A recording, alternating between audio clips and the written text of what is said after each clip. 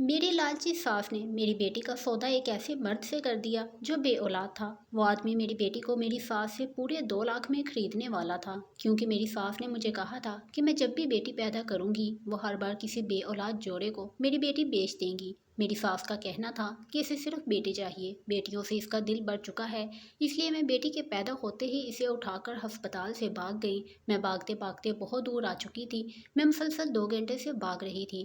مجھے پتا تھا کہ وہ لوگ مجھے ڈھونڈ ڈھونڈ کر پاگل ہو رہے ہوں گے۔ میں جن حالات سے گزر رہی تھی، میرے لیے اسی طرح بھاگنا ہی میری زندگی تھا۔ جب میں تھک گئی تو سڑک پر بیٹھ کر رونے لگی، مجھے چکر بھی آ رہے تھے۔ جب ایک گاڑی آ کر میرے پاس رکی، اندر سے ایک بوڑھی عورت اور بوڑھا آدمی نکلے اور مجھے یوں روتے دیکھ کر مجھے اپنے گھر لے گئے۔ اب میں انہی کے ساتھ رہا کرتی تھی۔ میں نے انہیں جھوٹ بول دیا تھا کہ میرا شوہر مر گیا ہے اور سسرال والوں نے گھر سے نکال دیا ہے۔ جب میری بیٹی 1 سال کی ہوئی تو ان کی طبیعت خراب رہنے لگی تھی۔ انہوں نے بتایا کہ ان کا بیٹا لندن سے واپس آ رہا ہے اور وہ اس سے میری شادی کرنا چاہتے ہیں۔ یہ سنتے ہی میرے تو ہاتھ پیر پھول گئے تھے۔ میں نکاح پر نکاح کیسے کر سکتی تھی، لیکن میں مجبور ہو گئی تھی۔ جب ان کا بیٹا واپس آیا تو اسے دیکھتے ہی میرے سر پر آسمان ٹوٹ پڑا۔ وہ بھی مجھے دیکھتے ہی پاگل ہو گیا تھا، کیونکہ میرا نام مریم ہے، میں ایک یتیم لڑکی ہوں۔ ماں باپ کی وفات کے بعد مجھے میری پڑوسن نے گود لے لیا تھا، کیونکہ خاندان میں مجھے سنبھالنے والا کوئی نہ تھا۔ تب میں 8 سال کی تھی۔ میں اپنی پڑوسن کو چچی اور ان کے شوہر کو چچا کہا کرتی تھی۔ وہ دونوں مجھے بہت اچھے لگتے تھے، انہوں نے ہی مجھے پال پوس کر بڑا کیا تھا۔ چچا مجھ سے بہت محبت کرتے تھے، لیکن چچی کے لیے میں صرف اور صرف ایک بوجھ تھی۔ اور جب چچی کو پتہ چلا کہ ان کا اکلوتا بیٹا مجھ جیسی یتیم پر اپنا دل ہار بیٹھا ہے تو ان کے غصے کی انتہا نہ رہی۔ ایک دن خاموشی سے انہوں نے میرا رشتہ دوسرے شہر میں موجود اپنے رشتہ داروں میں جوڑ دیا۔ چچا بہت زیادہ بوڑھے ہو گئے تھے اور بیمار رہنے لگے تھے، اسی لیے چچی کے آگے ان کی ایک نہ چلی اور چچی نے کچھ دنوں بعد اپنے 4 رشتہ داروں کی موجودگی میں میرا نکاح جواد سے کر دیا۔ چچی کا بیٹا ان دنوں اپنے دوستوں کے ساتھ گھومنے پھرنے کے لیے دوسرے ملک گیا ہوا تھا اور چچی نے اس کی غیر موجودگی کا بھرپور فائدہ اٹھایا تھا۔ میں پہلے ہی بے آسرا اور یتیم بچی تھی، چچی کے ٹکڑوں پر پل کر جوان ہوئی تھی، اسی لیے ان کے فیصلے کے خلاف جانے کی ہمت نہیں تھی۔ میں چچا کے گلے مل کر بہت روئی تھی اور اپنے شوہر جواد کے ساتھ دوسرے شہر چلی آئی تھی۔ مجھے لگا تھا کہ مجھے ایک مضبوط سہارا مل گیا ہے، میرا شوہر دکھ سکھ میں میرے ساتھ ہوگا۔ ماں باپ کی جو کمی میری زندگی میں ایک خلا پیدا کر چکی تھی، شاید اب وہ پوری طرح ختم ہو جائے گی، لیکن مجھے کیا خبر تھی کہ یہ رشتہ میرے لیے جلتے انگاروں سے کم نہیں ہوگا۔ جواد کے گھر میں بہت سارے لوگ تھے۔ جواد کے 7 بہن بھائی تھے اور سب کے سب جواد سے چھوٹے تھے۔ جواد سب سے بڑے تھے اور میں گھر کی بڑی بہو بن کر آئی تھی، لیکن مجھے بہو نہیں، دراصل نوکرانی بنا کر لایا گیا تھا۔ شادی کی پہلی رات جواد نے مجھے یقین دلایا کہ وہ ہر مشکل میں میرا ساتھ دیں گے اور مجھے کبھی اکیلا نہیں چھوڑیں گے۔ ساری رات وہ مجھ سے اپنی بے پناہ محبت لٹاتے رہے اور مجھے ایسا لگا جیسے میرے دل کی بنجر زمین پر بارش کی ٹھنڈی پھوار برس پڑی ہو۔ لیکن یہ خوشی مجھے زیادہ وقت کے لیے میسر نہیں آئی تھی اور ہر بار کی طرح اس بار بھی میں خالی ہاتھ ہی رہ گئی تھی۔ خوشیاں ایک دفعہ پھر مجھ سے روٹھ گئی تھی اور آزمائشوں نے میرے مقدر میں اپنی جگہ بنا لی تھی۔ شادی کے اگلے دن ہی مجھے میری اوقات کا اندازہ ہو گیا، جب میری ساس نے صبح سویرے ہی بری طرح ہمارے کمرے کا دروازہ کھٹکھٹایا اور میرے دروازہ کھولتے ہی مجھے دیکھ کر مجھ پر برسنے لگی تھی۔ میں حیران و پریشان کھڑی انہیں دیکھ رہی تھی اور وہ بس بولتے ہی جا رہی تھی۔ ان کے لفظوں کی تپش نے میرے وجود کو جلسا دیا تھا۔ وہ کہہ رہی تھی کہ میں یہاں تجھے عیاشی کرنے کے لیے نہیں لائی، تو جیسی یتیم کو خالی ہاتھ لانے کا مقصد صرف اور صرف اتنا ہے کہ تو آج سے اس گھر کے سارے کام کاج دیکھے گی۔ صبح کے 8 بجنے والے ہیں اور تو ابھی تک مہارانی بن کر سوئی پڑی ہے۔ تیری چاچی نے یہ کہہ کر مجھے ہمارے پلے سے باندھ دیا کہ تو بہت کام والی ہے اور چاقو چوبند لڑکی ہے، لیکن مجھے تو کوئی کام چور معلوم ہوتی ہے جسے صبح سویرے اٹھنے کا بھی نہیں پتا۔ اپنی ساس کے لہجے اور لفظوں کو سن کر میں زمین پر گر گئی تھی۔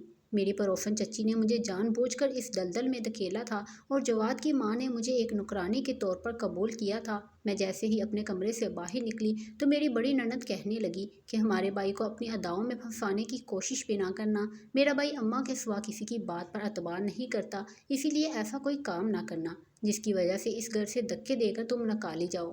بڑی نند کی بات سے اس وقت میرے رونگٹے کھڑے ہو گئے تھے۔ وہ صاف اور سیدھے لفظوں میں مجھے دھمکا رہے تھے۔ میں نے خاموشی سے سر جھکا لیا، لیکن میری آنکھوں کے کٹورے پانی سے بھر گئے تھے۔ میں نے باورچی خانہ سنبھال لیا اور تیزی سے سب کے لیے ناشتہ بنانے لگی۔ تھوڑی ہی دیر میں جواد کمرے سے اٹھ کر باہر آئے اور مجھے کام کرتا ہوا دیکھ کر واپس پلٹ گئے۔ میرا دل کٹ کر رہ گیا تھا۔ میں اچھی طرح سے جانتی تھی کہ میرے مقدر میں کیا لکھا گیا ہے۔ میں ساری زندگی ایسے ہی طنز و طعنے سنتے آئی تھی، لیکن نہ جانے کیوں جواد سے ملنے کے بعد میں نے بہت سی خوش فہمیاں پال لی تھی۔ دل کو ایک امید سی ہو گئی تھی کہ اب میری زندگی میں بھی ایک مضبوط سہارا آ گیا ہے، لیکن جب یہ امید پوری طرح سے ٹوٹی تو میں خود کو سنبھال نہ پائی اور کرچی کرچی ہو گئی۔ میری بڑی نند نے ٹھیک کہا تھا، جواد اپنی ماں کی ہر بات پر آنکھ بند کر کے اعتبار کرتا تھا، اسی لیے میں نے خاموشی کی چادر اوڑھ لی تھی۔ صبح سے لے کر رات تک میں بادلوں کی طرح گھر کے کاموں میں جٹی رہتی، اور رات گئے جواد جب مجھ پر اپنی محبت نچھاور کرتے تو مجھے اچھا نہیں لگتا تھا۔ تھکن سے میرا وجود ٹوٹ رہا ہوتا تھا اور مجھے جواد بالکل بے معنی معلوم ہوتا۔ زندگی بہت بری طرح سے مات دے چکی تھی، دن آہستہ آہستہ گزر رہے تھے، جب ایک دن میری زندگی میں ٹھنڈی ہواؤں کو جھونکا آیا۔ وہ میری زندگی میں ایک انوکھا سا سکون بخش گیا۔ کافی دنوں سے میری طبیعت خراب تھی، لیکن میری ساس مجھے ڈاکٹر کے پاس لے کر نہیں جا رہی تھی، اور جب ایک دن گھر کے کام کرتے ہوئے میں بری طرح چکرا کر گری تو مجبوراً میری ساس مجھے ڈاکٹر کے پاس لے گئی۔ ڈاکٹر نے بتایا کہ میں امید سے ہوں، اور اس خبر نے جیسے میری زندگی ہی بدل کر رکھ دی تھی۔ مجھے ایسا محسوس ہوا کہ جیسے ڈاکٹر نے مجھے نئی زندگی کی نوید سنائی ہو۔ میں خوشی سے دیوانی ہو رہی تھی اور دل ہی دل میں سوچ رہی تھی کہ جب یہ خبر جواد کو پتہ چلے گی تو وہ کتنا خوش ہوں گے۔ لیکن میری خوشی اس وقت مٹی میں مل گئی جب میری ساس نے کہا کہ انہیں لڑکا چاہیے، اگر میرے ہاں لڑکی پیدا ہوئی تو نتائج کی ذمہ دار تم خود ہوگی۔ اپنی ساس کی بات سن کر میرا دل دہل گیا تھا۔ لڑکا یا لڑکی، یہ سب تو خدا کی مرضی ہوتی ہے، میں بیچاری کیا کر سکتی تھی؟ لیکن میں اتنا ضرور جانتی تھی، اگر میری ساس کو لڑکا چاہیے تو وہ لڑکی کی پیدائش پر ضرور اسے نقصان پہنچائے گی۔ میری زندگی کی سب سے بڑی خوشی بھی اذیت میں بدل گئی، اور میں اٹھتے بیٹھتے دن رات یہی سوچنے لگی کہ اگر میرے گھر لڑکی پیدا ہو گئی تو کیا ہوگا۔ کئی دفعہ میں نے جواد سے اس بارے میں بات کرنا چاہی، لیکن جواد ہمیشہ یہی کہتے کہ تم ابھی سے اس بارے میں کیوں سوچتی ہو، خدا سے دعا کیا کرو، وہ تمہیں بیٹے سے نواز دے گا۔ کبھی کبھی تو مجھے سمجھ نہیں آتا تھا کہ جواد پڑھے لکھے ہونے کے باوجود بھی صحیح اور غلط میں فرق کیوں نہیں کرتے تھے۔ وہ بہت اچھی طرح جانتے تھے کہ ان کے گھر میں مجھ پر کس طرح کے مظالم ڈھائے جاتے ہیں، ان کی ماں کا سلوک میرے ساتھ کیسا ہے۔ لیکن جواد نے کبھی بھی میری طرف سے ایک جملہ بھی ادا نہیں کیا تھا۔ مجھے حاملہ ہوئے 6 مہینے ہو گئے تھے، اور یہ 6 مہینے میں نے پوری طرح اذیت میں گزار دیے تھے۔ اب تو مجھے یہ بھی معلوم ہو گیا تھا کہ میں ایک بیٹی کو جنم دینے والی ہوں۔ بس اب تو ہر وقت ایک ہی سوچ مجھ پر حاوی رہتی کہ میری بیٹی کے ساتھ یہ لوگ کیا کریں گے، اگر انہوں نے میری بیٹی کو مار دیا تو میں کیا کروں گی۔ تبھی میں نے سوچ لیا تھا کہ میں بیٹی کے پیدا ہوتے ہی اسے لے کر فرار ہو جاؤں گی۔ مجھے جواد سے کوئی خاص توقع نہیں تھی۔ جواد نے آج تک کبھی میرے حق میں ایک بات بھی نہیں کی تھی۔ وہ اپنی بیٹی کی زندگی کے لیے کیا کرتے، وہ تو اپنی ماں کے ہر حکم پر سر جھکا لیا کرتے تھے، اور میری ساس کو صرف اور صرف بیٹا ہی چاہیے تھا۔ جواد کو نوکری کے سلسلے میں کچھ دن گھر سے باہر بھی گزارنے پڑتے تھے، اور ایسے ہی دن چل رہے تھے جب ایک روز میری سب سے چھوٹے والی ننند نے مجھے ایک بات بتائی، جسے سن کر میں اپنے ہوش و حواس کھو بیٹھی تھی۔ وہ مجھے بتا رہی تھی کہ جب سے میری ساس کو پتہ چلا ہے کہ میں بیٹی کو جنم دینے والی ہوں، پہلے تو ان کا ارادہ تھا کہ وہ میری بیٹی کو کہیں پھینک آئیں گی، مگر اب انہوں نے میری بیٹی کا سودا ایک آدمی کے ساتھ کر دیا ہے جو بہت امیر ہے اور بے اولاد ہے۔ وہ میری بیٹی کے بدلے میری ساس کو پورے 2 لاکھ دے گا۔ یہ بات سن کر میں کانپ گئی تھی۔ پھر اچانک مجھے درد ہونے لگا۔ میں نے اپنی ساس کو اپنے جسم میں اٹھنے والی درد کے بارے میں بتایا تو وہ کہنے لگی کہ پہلے سارے کپڑے دھو لو، پھر میں تمہیں ہسپتال لے کر چلوں گی۔ یہ سن کر میں حیران رہ گئی کہ میری ساس اتنی سنگ دل کیسے ہو سکتی ہے۔ میری ساس کو مجھ پر ذرا رحم نہ آیا، اور میں نے جب سارے گھر کے کپڑے دھو لیے تبھی میری ساس مجھے ہاسپٹل لے کر گئی۔ میں نے کچھ ہی دیر میں خوبصورت سی بیٹی کو جنم دے دیا۔ جیسے ہی نرس نے مجھے بتایا کہ میں ایک بیٹی کی ماں بن گئی ہوں، میں نے دونوں ہاتھ نرس کے آگے جوڑ دیے اور اسے کہا، ابھی میرے سسرال والوں کو بچے کی پیدائش کی خبر نہ سنانا۔ نرس نے حیرانگی سے میری طرف دیکھا تو میں نے اسے ساری بات بتا دی۔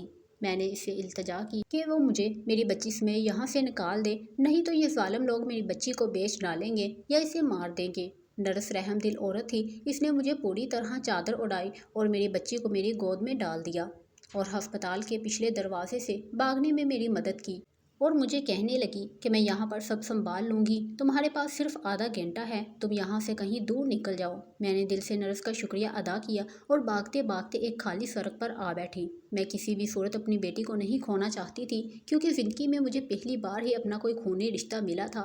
مجھے سڑک پر بیٹھے کچھ ہی دیر گزری تھی کہ جب ایک گاڑی میرے پاس آ کر رکی، اور ایک बूढ़ी और बूढ़ा गाड़ी से उतरकर मेरे पास आए और मुझसे पूछने लगे कि मुझे किस चीज़ की ज़रूरत है। मैंने इनसे कहा कि मुझे एक छत चाहिए जिसके नीचे मैं इज़्ज़त से अपनी बेटी के साथ ज़िंदगी गुजार सकूं। मैं अपनी नाजुक सी कली को सीने से लगाए रो रही थी। इनको मुझ पर रहम आ गया। मेरी हालत ऐसी नहीं थी कि वो लोग मुझसे ज़्यादा सवाल करते, इसीलिए मुझे कोई दिक्कत नहीं हुई। उन्होंने कहा कि बेटी हमारे साथ चलो, हम तुम्हें और तुम्हारी बेटी को अपने घर में पनाह देंगे। मेरे लिए वो लोग बिल्कुल अनजान थे, लेकिन मैं सड़क पर कितनी देर बैठ सकती थी, इसलिए मैंने इनका कहा मान लिया और इनको गाड़ी में बैठ गई। यूं भी ज़िंदगी ने मुझे इतने ज़ख्म दिए थे कि अब मैं पत्थर की हो गई थी। वो मुझे सहारा देकर अपने घर ले गए। वो दोनों यानी कि बूढ़ा और बूढ़ी एक आलीशान बंगले में रहा करते थे। मुलाजमों की भी कोई कमी ना थी। मुझे और मेरी बच्ची को भी रहने के लिए कमरा दे दिया गया और इन दोनों ने मुझसे कहा कि तुम हमें अम्मा अब्बा कहकर पुकार सकती हो, क्योंकि हम दोनों यहाँ अकेले रहते हैं और औलाद के लिए तरसते रहते हैं। हमारा एक ही बेटा है जो बाहर मुल्क में रहता है और कभी कभी लौट कर आता है। इन दोनों ने मेरी बेटी का नाम फातिमा रख दिया और मैं इन दोनों के घर सुकून से ज़िंदगी गुजारने लगी। मैंने इन्हें बताया कि मेरे शोहर का इंतकाल हो गया है और मेरे ससुराल वाले अच्छे लोग नहीं हैं। वो मेरी बेटी को मुझसे दूर करना चाहते थे, इसलिए मैं इसे लेकर वहाँ से भाग गई हूँ। मैंने इन्हें ये नहीं बताया कि मेरा शोहर जिंदा है या कहाँ पर है, क्योंकि मेरे लिए जवाद का जिंदा होना बिल्कुल ही बेमैनी था। मैं इन्हें अम्मा और अब्बा कहकर पुकारती। उन्होंने मेरी बेटी को अपनी गोद में खिलाया और इस कदर प्यार दिया कि मैं हैरान रह गई। मेरी प्यारी सी बेटी फातिमा बहुत ही खुश नसीब थी जिसे ऐसे लोगों की मोहब्बत नसीब हुई थी। वक़्त तेज़ी से गुजरता जा रहा था और मेरी बेटी साल भर की होने वाली थी जब वो दोनों बुजुर्ग ही बहुत ही ज़्यादा शदीद बीमार हो गए और बिस्तर से लग गए। एक दिन अब्बा मेरा हाथ पकड़कर कहने लगे कि बेटी तुम मुझे बहुत अजीज़ हो, मैंने तुम्हें अपनी सगी बेटी की तरह इस घर में जगह दी है। मैं नहीं चाहता कि हमारे मरने के बाद तुम एक दफ़ा फिर बेआसरा हो जाओ। फातिमा को तो मैंने अपनी गोद में खिलाया है और मैं कभी इसे तकलीफ़ में देखने का सोच भी नहीं सकता। इसीलिए मैंने और तुम्हारी अम्मा ने एक फ़ैसला किया है, जो कि हम दोनों की बीमारी को सुनकर हमारा बेटा वापस आ रहा है। हम इससे तुम्हारा निकाह करवा देंगे और यूँ तुम हमेशा इज़्ज़त से हमारी चार दीवारी में ज़िंदगी गुजार सकोगी। इनकी बात सुनकर मेरे रोंगटे खड़े हो गए। ये कैसे मुमकिन था कि मैं निकाह के ऊपर निकाह करती। मेरा और जवाद का ताल्लुक़ आज भी कायम था। मेरी आंखों से आंसू बहने लगे थे। ये जो लोग मेरी ज़िंदगी में किसी रहमत की तरह शामिल हुए थे और मैं इन्हें खोने के बारे में सोच भी नहीं सकती थी, वो दोनों कहने लगे कि बेटा मेरे बेटे से निकाह करके तुम्हारी ज़िंदगी अच्छी हो जाएगी और तुम्हें कभी कोई तकलीफ़ नहीं होगी। इनकी उम्मीद बड़ी नज़रें मुझ पर टिकी हुई थी। मैं इन लोगों का मान नहीं तोड़ना चाहती थी, इसलिए खामोश हो गई और इन्हें ये भी ना बता सकी कि मैं एक बेवा औरत नहीं हूँ, बल्कि मेरा शोहर ज़िंदा है। इनके बेटे के आने में 2 दिन बाकी थे और मेरी खामोशी ने जैसे इन्हें ज़िंदगी दे दी थी। वो लोग इस तरह निकाह की तैयारियां कर रहे थे कि मैं हैरान रह गई थी। मेरे लिए एक एक पल गुजारना मुश्किल था। मैंने सोच लिया था कि किसी न किसी तरह मैं इनके बेटे को अपनी शादी के बारे में बता दूंगी, ताकि मुझे ये गुनाह ना करना पड़े। आज सुबह ही घर में खूब रौनक थी। आज इन दोनों का बेटा वापस आ रहा था और वो दोनों ही बेहद खुश थे। मैं इनके पास ही बैठी थी और फातिमा हमारे दरमियान खेल रही थी कि इसी वक्त गाड़ी की आवाज़ आई तो अम्मा कहने लगी कि लगता है मेरा बेटा आ गया है। इनके चेहरे पर आने वाली खुशी बहुत ही अनमोल थी। जैसे ही इनका बेटा कमरे का दरवाज़ा खोलकर अंदर आया तो इसे देखकर मेरे पैरों तले से ज़मीन निकल गई। वो भी मुझे देखकर भागता हुआ मेरी तरफ आया। मैंने जल्दी से आगे बढ़कर फातिमा को अपनी गोद में पकड़ लिया और खौफ से पीछे हटने लगी। मैं सोच भी नहीं सकती थी कि मुझे यहाँ इस शख्स का सामना करना पड़ सकता है, लेकिन अगले ही लम्हे ये सोचकर मेरी जान निकल गई। अम्मा अब्बा ने तो कहा था कि इनका बेटा लंदन से आ रहा है, मगर ये तो मेरा शोहर जवाद था। मैंने फातिमा को छुपाने की कोशिश की तो वो मेरे करीब चला आया और कहने लगा कि मरियम तुम कहाँ चली गई थी, मैंने तुम्हें कहाँ कहाँ नहीं तलाश किया। मैं आंखें फाड़ कर इसे देख रही थी। इसकी सारी तवज्जो मेरी तरफ थी। हम दोनों बोल चुके थे कि कमरे में इस वक्त अम्मा अब्बा भी मौजूद हैं। मैंने रोते हुए जवाद से कहा कि पीछे हट जाओ, मेरी बेटी को हाथ भी मत लगाना, वरना मैं तुम्हारी जान ले लूँगी। मेरा तुमसे कोई वास्ता नहीं है। मैं अपना मासी पीछे छोड़कर चली आई हूँ और ये बेटी सिर्फ और सिर्फ मेरी है। जवाद की आंखों से आंसू बह रहे थे और वो कह रहा था कि इसने मुझे हर जगह ढूंढा है, लेकिन मैं इसे कहीं ना मिली। वो मेरी जुदाई में तड़प गया था। वो कह रहा था कि इसे बेटी की पैदाइश पर कोई अफसोस नहीं था, बल्कि जब इसे पता चला कि इसके घर बेटी पैदा हुई है तो वो बहुत ही ज़्यादा खुश था। लेकिन इस वक्त मैंने जवाद के होश उड़ा दिए थे जब मैं हॉस्पिटल से बेटी लेकर फ़रार हो गई थी और इसके घर वालों ने इसे कहा कि मेरा कोई आशिक मुझे अस्पताल से भगा कर ले गया है। जवाद अपनी बेटी मुझसे मांग रहा था। مگر میں فاطمہ کو اس کی گود میں دینے سے ہچکچا رہی تھی۔ میں کیسے مان لیتی کہ جس شخص نے شادی کے 1 سال تک میرے حق میں آواز تک نہ اٹھائی تھی، وہ اپنی ماں کے ظلم کے خلاف ایک لفظ بھی نہ کہا تھا، وہ میری بیٹی کے لیے اپنے دل میں محبت رکھتا ہوگا، جبکہ اس کی ماں کو مجھ سے صرف اور صرف بیٹا ہی چاہیے تھا، بیٹی نہیں چاہیے تھی۔ اماں اور ابا حیرت سے جواد سے پوچھ رہے تھے کہ یہ کیا ماجرا ہے۔ وہ دونوں تو بالکل بے خبر تھے۔ ان کی نظر میں تو میں ایک بیوہ تھی، اور میں بھی یہ بات جاننا چاہتی تھی کہ جواد اماں ابا کا بیٹا کیسے ہو گیا۔ اماں نے مجھے ہاتھ پکڑ کر اپنے پاس بٹھا لیا تھا، اور ابا نے فاطمہ کو اپنی گود میں لے لیا تھا۔ اس کے بعد ایک ایک کر کے ساری گڑھیں کھلتی چلتی جا رہی تھی۔ اصل میں جواد اماں اور ابا کا بیٹا تھا، جسے اس کے چچا نے گود لیا تھا، کیونکہ ان کی کوئی اولاد نہیں تھی، جبکہ اماں ابا کا جواد سے بڑا بھی ایک بیٹا موجود تھا، اسی لیے انہوں نے خوشی سے جواد کو اس کے چچا کی گود میں ڈال دیا۔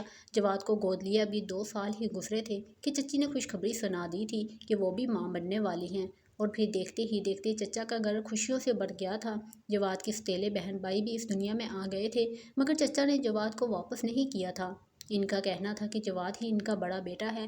جواد کبھی کبھی اپنے سگے ماں باپ سے ملنے کے لیے چلا آتا تھا۔ پھر ایک حادثے میں جواد کے بڑے بھائی کا انتقال ہو گیا، تو جواد کے سگے والد نے اپنے بھائی سے کہا کہ جواد کو واپس لینا چاہتا ہے، کیونکہ اب تو چچا کے گھر بچوں کی کوئی کمی نہ تھی، لیکن چچی کی نیت ابا کے پیسوں پر تھی، اور وہ جواد کے ذریعے بآسانی ان پیسوں کا تقاضا کر سکتی تھی۔ اسی لیے چچی نے جواد کو پوری طرح اپنا قابو میں کر لیا تھا، اور اسے کبھی پلٹ کر واپس ہی نہ آنے دیا۔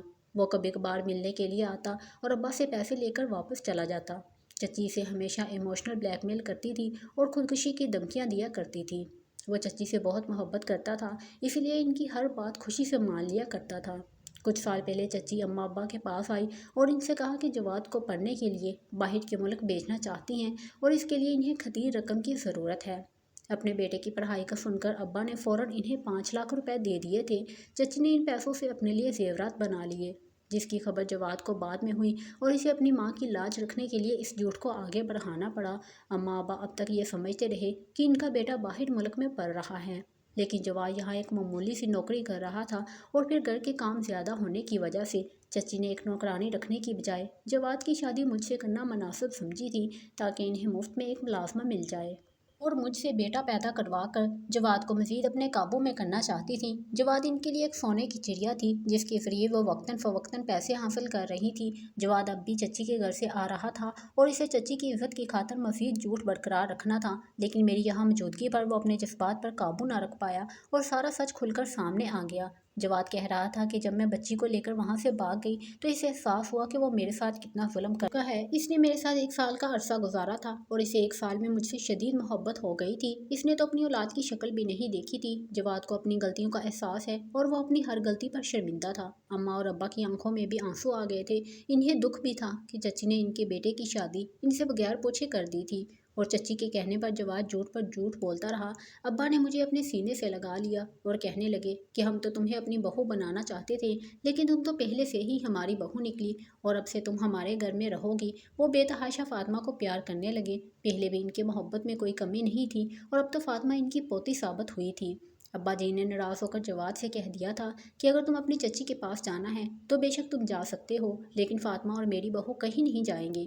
جواد نے بھی اپنے اماں ابا سے معافی مانگی۔ اماں ابا نے جواد کو معاف کر دیا، کیونکہ وہ پہلے بھی اپنا ایک بیٹا کھو چکے تھے، اب جواد کو کھونا نہیں چاہتے تھے۔ جواد کہنے لگا کہ میں اپنی اولاد کے لیے بہت تڑپا ہوں، اور مجھے اس وقت آپ کی تکلیف کا بھی اندازہ ہوا کہ بڑے بھائی کی موت کے بعد آپ دونوں کتنے اکیلے رہ گئے ہیں، اور آپ کو میری کتنی ضرورت تھی، لیکن میں نے کبھی اس بات کو محسوس ہی نہیں کیا تھا۔ میں اب آپ دونوں کو چھوڑ کر کہیں بھی نہیں جاؤں گا۔ اللہ تعالیٰ نے چچی کی گود میں بہت سی اولادیں ڈال دی ہیں، اور وہ ان کے ساتھ ہنسی خوشی زندگی گزار سکتی ہیں۔ جواد نے مجھ سے معافی مانگی تھی، اور میں نے بھی اسے معاف کر دیا تھا، کیونکہ اس کی وجہ سے ہی مجھے اماں ابا جیسے مخلص رشتوں کا ساتھ حاصل ہو گیا تھا۔ میں، جواد، فاطمہ اور اماں ابا ایک مکمل فیملی بن گئے تھے، اور ہماری زندگی میں خوشیاں ہی خوشیاں بھر گئی تھی۔ کبھی کبھی انسان پر تکلیفیں اور آزمائشیں ایک ساتھ چلی آتی ہیں، بس انسان کو صبر کرنا چاہیے۔ صحیح وقت آنے پر ہم پہلے سے بہت بہتر حاصل کر لیتے ہیں، بس ہمیں ہر حال میں اللہ تعالیٰ کا شکر گزار ہونا چاہیے۔ میں نے کبھی اللہ تعالیٰ کی ناشکری نہیں کی تھی، اور آج اس کا انعام مجھے ان خوبصورت رشتوں کے طور پر مل گیا تھا۔ آج میں اور جواد دونوں ہی بہت خوش ہیں۔